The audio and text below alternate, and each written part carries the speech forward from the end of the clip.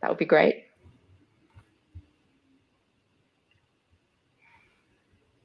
Hello, here we have a few here. Hi, Yuri. Hi, Yuri. Go sales. Nice to meet you. Where are you from? And are you a business owner or a digital nomad yourself? Are you from Latvia? I knew it. Mm-hmm. Okay, good. Self-employed. Paldies. Great. Thank you. And a couple of others have joined us. So yeah, if you want to also, Tere, if you want to also let us know where you're joining us from. Hi, Alexander from Germany. And if you are an entrepreneur or a digital nomad, or you're thinking about becoming one, give us a little bit of background about yourselves. Hello to everyone that is joining us. So we might just give it like one more minute and then we will get started. In the meantime, for those of you who are already here, you can have a look in this. There's not so many of you, but you can have a look at the poll. I've put a few questions in the poll section. So you can maybe have an answer of those.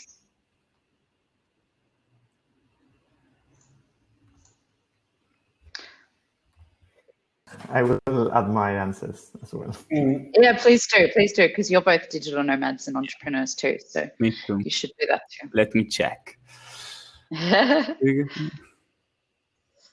Okay, I think one more minute and then let's get started. I think it's just going to be a very intimate session with a few guests. Yeah, this is the best type of session. All right, let's get started. So hi, everyone that's joined our session. Thank you for being here. My name's Hannah. I'm the head of content in the e-Residency team, and I'm based in Tallinn, Estonia. I'm in our office at the moment, so you can admire our lovely map on the back, which I thought was a nice backdrop for our discussion about being a digital nomad. I would like to welcome our two guests, both e-residents and both digital nomads.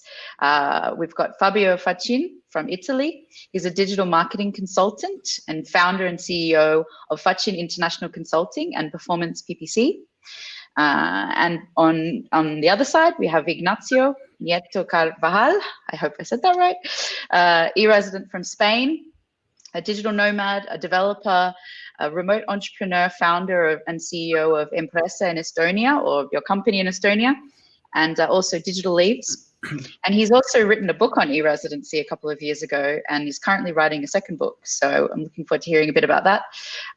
So I'm going to start by asking Ignacio to tell us a little bit about what attracted you to e-residency, because you're one of our earliest e-residents, and I want to hear about your journey and where it's taken you. Yeah, well, hello everybody. What attracted me initially was, I guess, the same that for many other travelers was freedom, because I was starting to become a digital nomad at the time. I was actually in Latvia, and I had a company in Spain. But a company in Spain was so bulky to fit in my suitcase. Traveling with my Spanish company was a problem for me because, there's a lot of paperwork in the Spanish administration, a lot of bureaucracy. You have to be there physically and go to Office A to get paper B and take it to Office C. And it's really terrible. I guess Fabio can tell a similar story in Italy because it's exactly. And then I asked one day I was like, it was too much. I had received a letter from the tax office and I needed to go back to Spain, take a flight just to go to an office and fill in a form. And I was so frustrated. And I talked to a friend of mine who was a digital nomad, and he told me, you are in Latvia, you are almost in the right place. You need to go to the neighbor country in Estonia because they have this program about e-Residency where you can open a company online, and it gives you the freedom to do everything online, no paperwork, no bureaucracy. And at the beginning, I thought like, okay, it's, it was hard for me to believe that, right? But then I started to do some research, and I kind of thought, wow, this is real, and this can be real. So I decided to take the leap, and I never come back since. Fabio, do you have similar? My story is very similar to Ignacio's one. I worked in an office. I worked in a digital marketing agency for 2 years until 2016, but I couldn't do it anymore. I always dreamed to be free, to have the freedom, the flexibility to work everywhere. So I start to search for clients online, and now today the main things, the most important things in my life that I don't want to lose is the freedom, the flexibility to work everywhere. So if I like to go to London, to New York tomorrow, I can go. This is the more important things for me. And today that I manage a company, I would like to also my collaborators can have this freedom, because I know that in this way they can work better and more peacefully and more happy. So they could be more happy, and this can improve their productivity too. You've mentioned freedom and flexibility as being primary motivation behind you wanting to become digital nomads, but also finding e-residency. So I wonder if both of you could talk a little bit more about how e-residency supports that lifestyle for each of you. Maybe Fabio, you go first, and then Ignacio can follow. Okay, well, I would like to. Well, I choose to create my company in Estonia, thanks to e-Residency, because I really don't know where I will live in 1 year, 2 years, 5 years. So I would like to create a company that I can manage independently from the place I will be. And Estonian e-Residency was the ideal program for me. I knew it some years ago. I'm e-resident since May of this year, and this allows me to manage my company wherever I am. For example, well, I'm based in Malta, but I will stay for the winter here in Spain, in Valencia. And I really appreciate that I can do all the paperwork online, so I didn't have to go to a public office, and this is very important for me for now, for this period of my life, because I need to manage all online. When I was in Italy, this wasn't possible. So I'm Italian. Okay, I lived in Italy since last year, and I had the business in Italy, but I couldn't continue like I was managing it. So I searched for an alternative, and I found it in Estonia. Ignacio. Well, freedom is probably the main driving force behind our decisions. But in my case, it's just not. It's not just freedom; it's the awareness. Because Estonia, I think, it's one of the few countries that understands that I'm a digital nomad and knows what a digital nomad is, which is in and on itself, it's amazing. But that means that they don't expect me to, if I have a company in Estonia, they don't expect me to live in Estonia. They don't expect me to have an office in Estonia. They don't expect me to have an address in Estonia or to send me letters, physical letters, I mean, there. And now when I'm traveling and I'm comparing that with, for instance, one year I was in Bali, and then I had to do a personal paperwork with the Spanish administration. And then I had to fly to Jakarta, the capital, which is almost 3 hours away by plane. So I had to fly there and spend 1 day or 2 days there just to do this little paperwork in an embassy with a notary and all that stuff. And that's really, when you're traveling and you really are used to this freedom, it's like it sucks your energy completely. It's like you see it like something from the past. And I'm so grateful that Estonia kind of understands that the future is digital, the future is remote, the future is not limited by borders. Yeah, I totally agree, Anna. If I can add, Sure. I agree with Ignacio. The awareness of this new way of working is very important. For example, in Italy, I talk with a lot of accountants that today in 2020 doesn't realize how it will be possible to manage a company online or to work online without an office. And this is so frustrating. So it was. So you could say that, you're digital nomads who are seeking out freedom, but you still had, when you had your businesses based in Italy and Spain, you still were sort of shackled to the government offices and the old bureaucracy. And I think, Fabio, you told me a story recently. Yeah. About the difference between getting a document, I think. Yeah, exactly. Let us know that. So, last week, I needed a document, like a certificate of residence of my company. And I asked to my Estonian accountant, and they sent me in less than 24 hours for free. My brother lives in Italy. They need the same document, the exactly same document. And he had to go in a public office, pay for it, in order to have the same document. So this is very important, because now I'm physically in Spain, and it will be impossible for me to travel in Italy, right? So this is a very, very, very important thing. I think he's talking to you in the chat. Yeah, brotherly love, hey. Yeah, I know. So both of you mentioned that you appreciate that Estonia has this awareness that this is kind of something that people want to do. They want to become digital nomads and run their businesses from around the world. Do you think that maybe with COVID and the sort of disruption to the world that remote working has brought, do you think this is just only going to grow in the future? Ignacio, let's hear from you about this.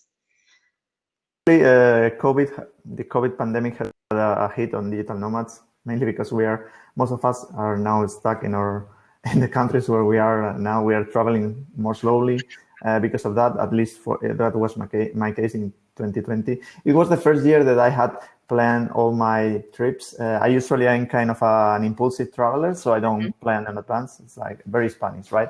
Yes. But this year it was going to be different, right? I had planned Estonia, and then Canada, and then Mexico, and then all the way down through South America.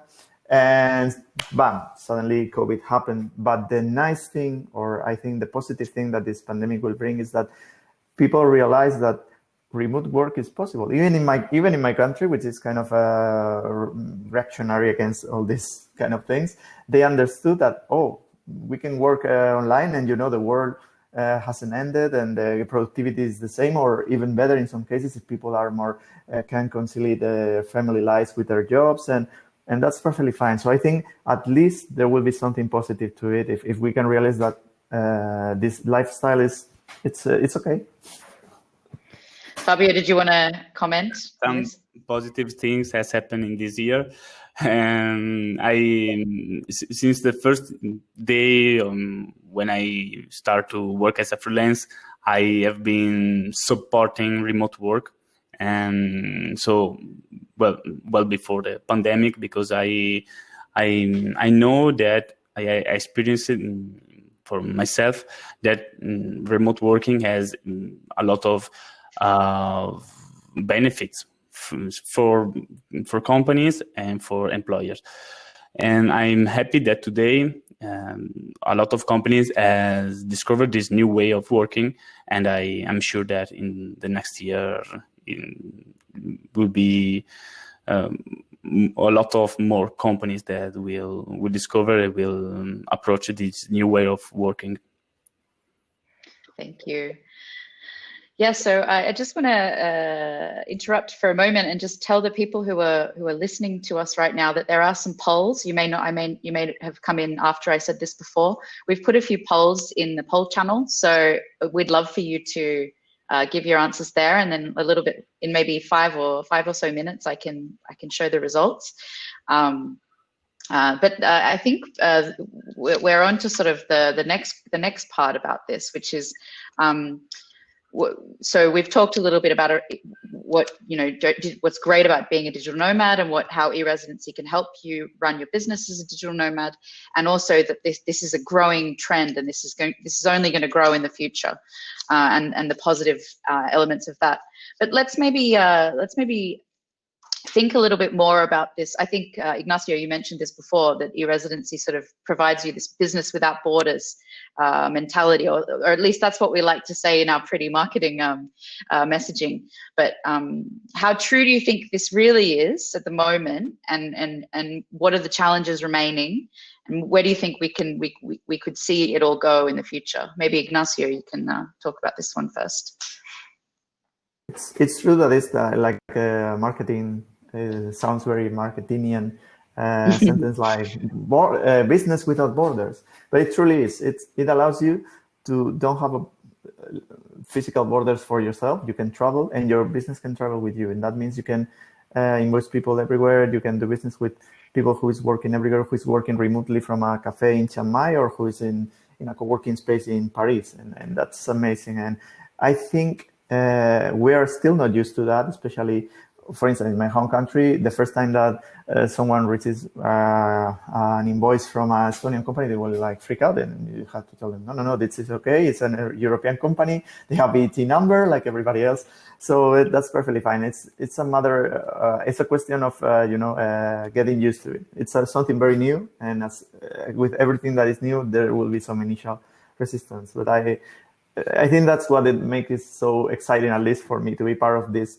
movement from the beginning. You mentioned that I was one of the first ones, so I'm happy to be like that, because I'm like an early adopter, and I like everything. I think technology is a tool that can do good things and bad things. You can use it to do good things and bad things, and I want or like to support people who are using it to do good things, right?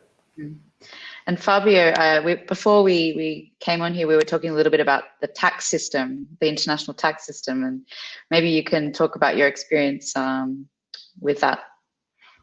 Yeah, I said that when I was in Italy, where Italy is one of the worst country in Europe about the taxation for companies, so I would like to find a way to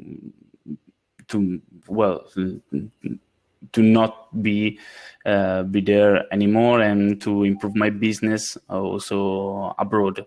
I would like to travel, so I joined these two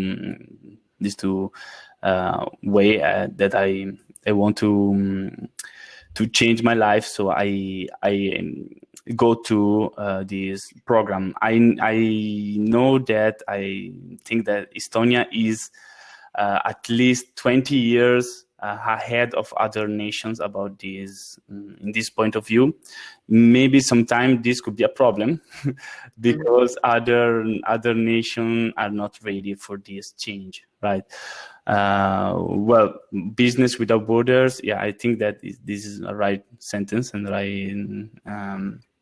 the right definition of Estonia. Maybe today, if you talk about challenges or some limits, talking about some limits that today we have is open a bank account because you need to go physically in Estonia. Well, it's not a bad thing because Estonia is a very, very nice place, but in times like this, it could be difficult sometimes. But there's a lot other way. For example, we can use TransferWise to create a business account. And what I suggest when someone asks me about taxation is always to talk with accountants of your nation, of your country, and see if you can have all the benefits that an Estonian company can give you. If I can elaborate on something, because I think Fabio says something very important. That is, usually what attracts you first to Estonia is this freedom that we talk, and this paperless society, everything online, and that's cool. But then you also understand that Estonia has a very smart taxation system. It's not the main emphasis of Estonia, but it's smart because it's a pledge to entrepreneurs. In my opinion, it's a pledge to entrepreneurs. In my home country, when you become an entrepreneur, a freelancer, or you open a company, you need to become a figure called autónomo, which is similar to freelancer in the rest of the world. Right? The fee to be an autónomo in Spain is 340 euros a month.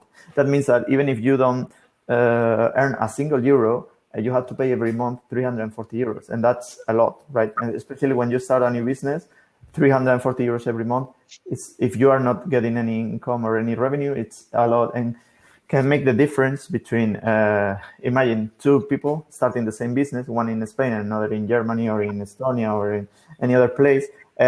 These other people have 340 euros more every month to do marketing, to build a website, to start getting customers. And that's super important. That's why I think that Estonia is also pledging to entrepreneurs in that sense. It's like, of course, it's a fair system, transparent system. You will pay taxes. It's a European system. It's everything, all the transparency and all the reliability is there. But the system is smart enough to allow you, when you're starting a new business, instead of crashing you down like my country probably does, it actually encourages you to, okay, let's start small first, and then when you you will pay your taxes like everybody else, right? Yeah, then another thing, that the tax system is very simple. You know how much you have to pay. So my income is X, and I have to pay Y. So it's, in our countries, because Italy and Spain, in a lot of things, in good things and bad things, are very similar. We never know how much we have to pay. We have always to, most time we have to wait the next year to know how much we have to pay, because there are a lot of taxes and difficult to understand. And this is a great thing about Estonia: simple tax system. And not to mention the tax declarations themselves only take a few minutes. It's very easy. It's all online, and most of it's already in the system when you get there. So it's very easy. For now, I never experience it, because this is my first year, so I will experience it. Oh, you'll experience it soon. But you know, when you're an entrepreneur, life is difficult enough. You don't need more difficulty added to the process. Exactly. And actually, the tax board here, they're super friendly, and if you ask them a question, they usually come back within the day with an answer. It's incredible, and they're so friendly. And so it's actually fun to do taxes in Estonia. I know that sounds silly. You're not an enemy here. You know, I actually have a very funny anecdote about that. It's in my honeymoon, I was in the Canary Island, like every Spanish couple.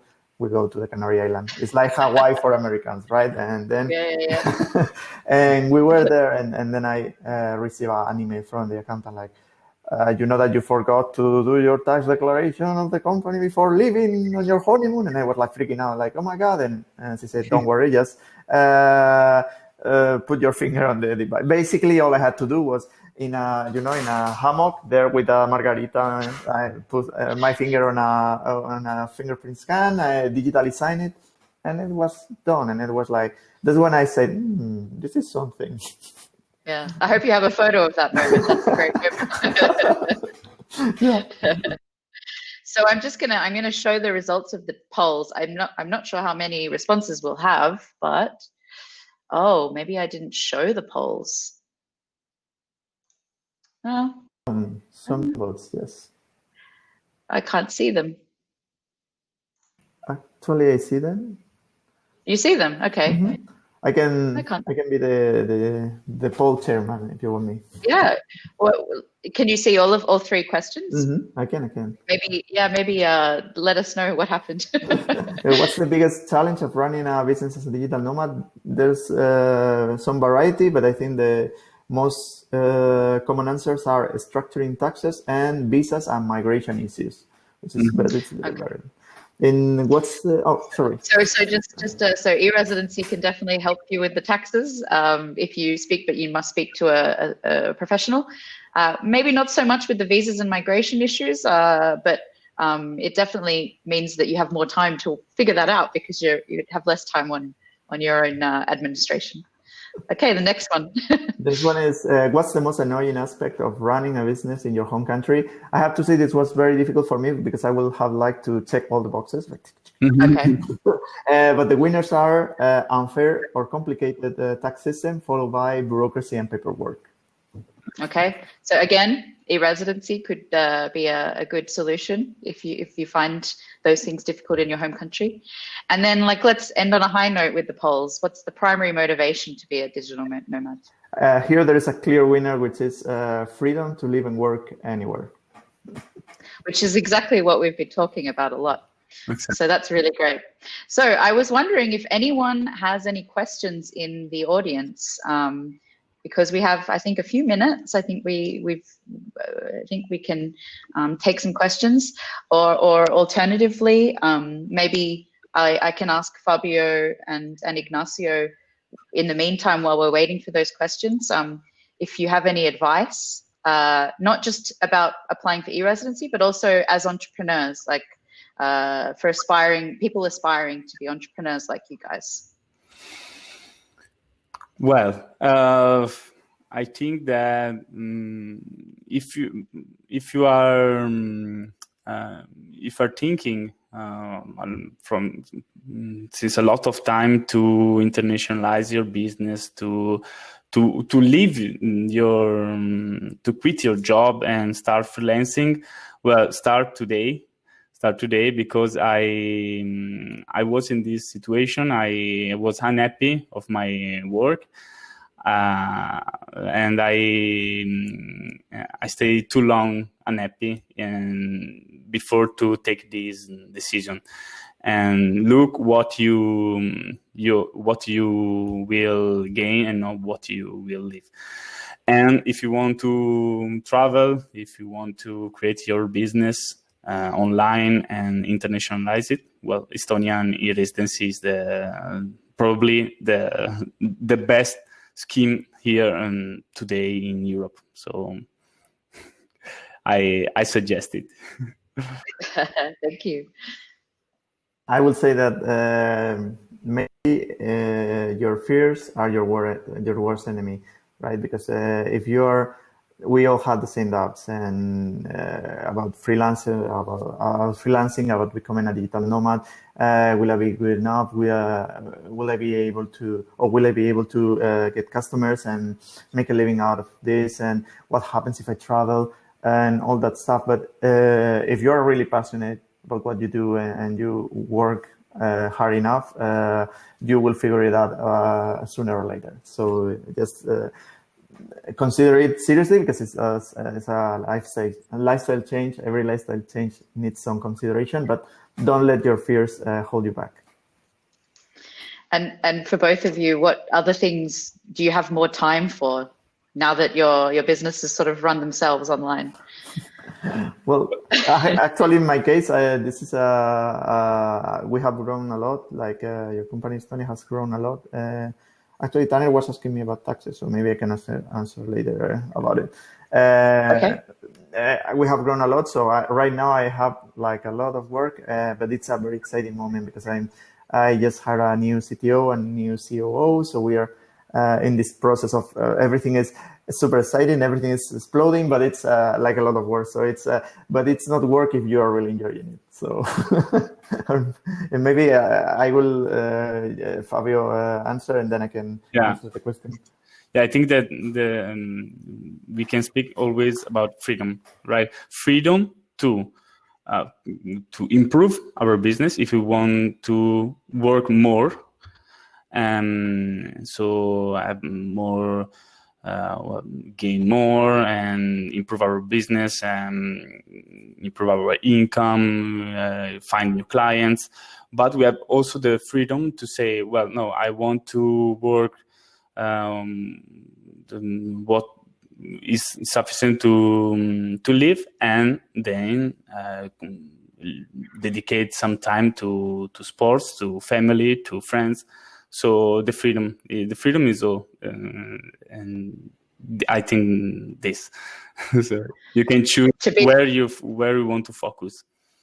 Yeah, to beach volleyball on Sundays in Valencia, and Ignacio to writing books as well, I think. And, so yeah, Tanner is asking you to talk a little bit more about taxes. I assume he knows that your company in Estonia is also one of the very trusted service providers. I also write a book. It is dreaming the freedom. Okay. Sogniamo la libertà. For now, it's Italian. I will look for it later. I didn't know it. And thank you.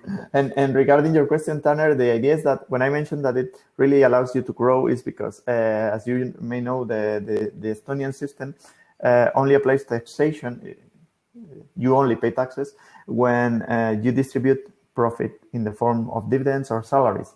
So that means that, and in that situation, depending on your situation, if you're a digital nomad or a freelancer and you're a remote worker and don't live in Estonia, or you're not tax resident in any country, this amount of taxation can be not very high. So this means that at the beginning, when a business is most vulnerable, you are starting and you don't have a lot of customers, you're not generating a lot of revenue.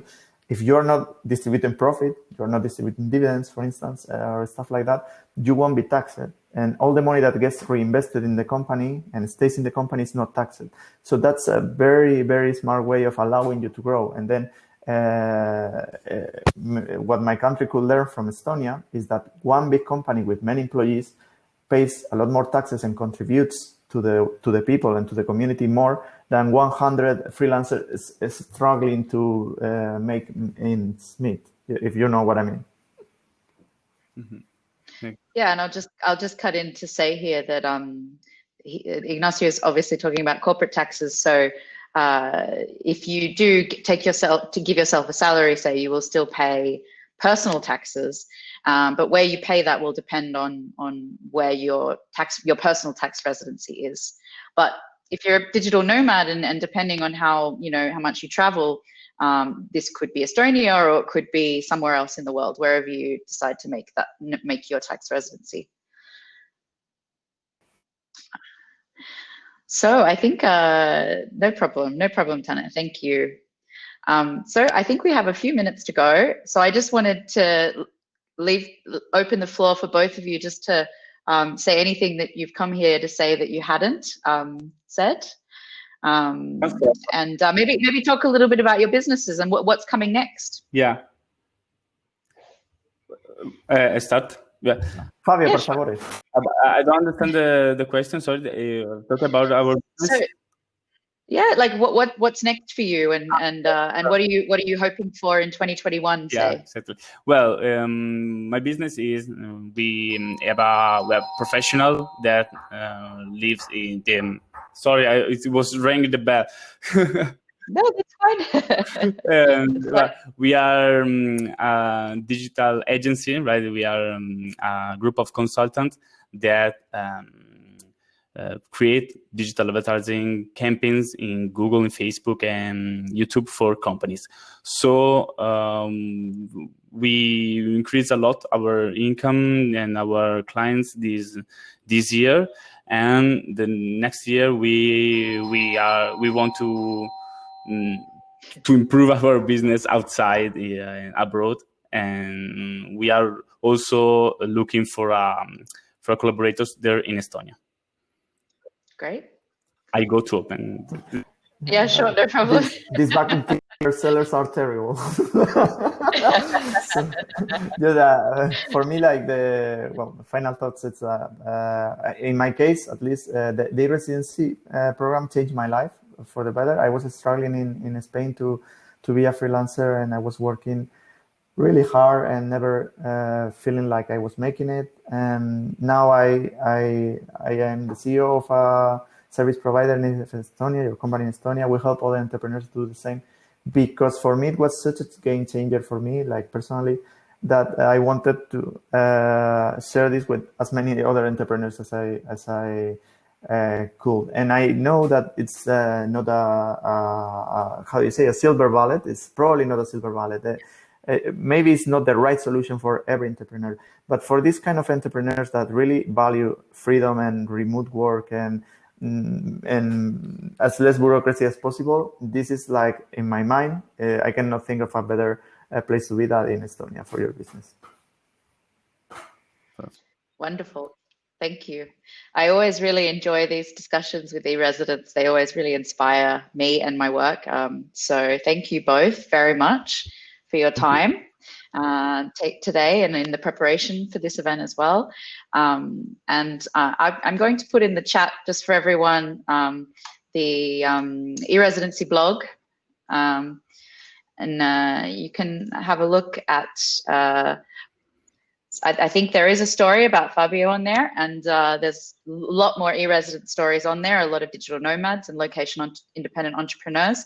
So you can read more stories and about more people using this successfully.